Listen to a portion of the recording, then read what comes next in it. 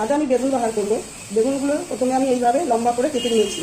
এরপরে আমি এর মধ্যে নুন, হলুদ আর চিনি মাখিয়ে কিছু সময় রেখে দেবো।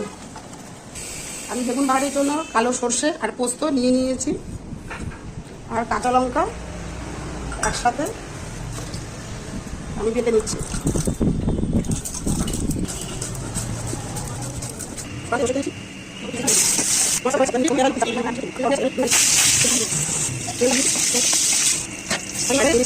তেল অনেকটাই আছে, এবার আমি মেথি আর মুড়ি ফোড়ন দিচ্ছি। গন্ধটা খুব সুন্দর। মশলাটা দিলাম, ভালো করে ভাজাতে হবে। আমি বেগুন এখন মেখে রেখেছিলাম, এবার আমি অল্প করে নুন দেবো, হলুদ, চিনি দিয়ে ভালো করে কষিয়ে নিতে হবে। আমার কাঁচানো হয়ে গেছে, এবার আমি একটু জল দেবো। আমার ঝোলটা ফুটে গেছে দেখুন। এবার আমি একটা করে ভাজা বেগুনগুলো এর মধ্যে সব দিয়ে দিচ্ছি। একটা ঢাকনা দিই। আমার এটা হয়ে গেছে, এবার আমি পেঁয়াজ ভাজাটা এর উপর দিয়ে দিচ্ছি। বেগুন ভাজার তেল অনেকটাই আছে, এবার আমি একটু মেথি আর মৌরি ফোড়ন দিচ্ছি। ওর গন্ধটা খুব সুন্দর।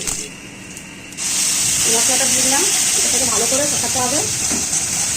আমি বেগুনে তো নুন মেখেই রেখেছিলাম, এবার আমি অল্প করে নুন দেবো, হলুদ, চিনি দিয়ে ভালো করে কষিয়ে নিতে হবে। আমার কষানো হয়ে গেছে, এবার আমি একটু জল দেবো।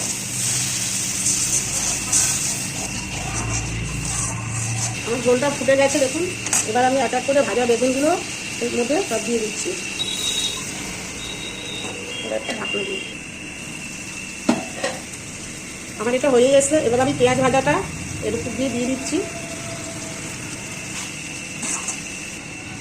এবার আমি ঘি দেবো। এটা আমি নিজে হাতেই বাড়িতে গরুর দুধের সর দিয়ে বানিয়েছি।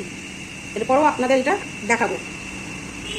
আমার এটা হয়ে গেছে, এবার এটাকে আমি নামিয়ে দিয়েছি।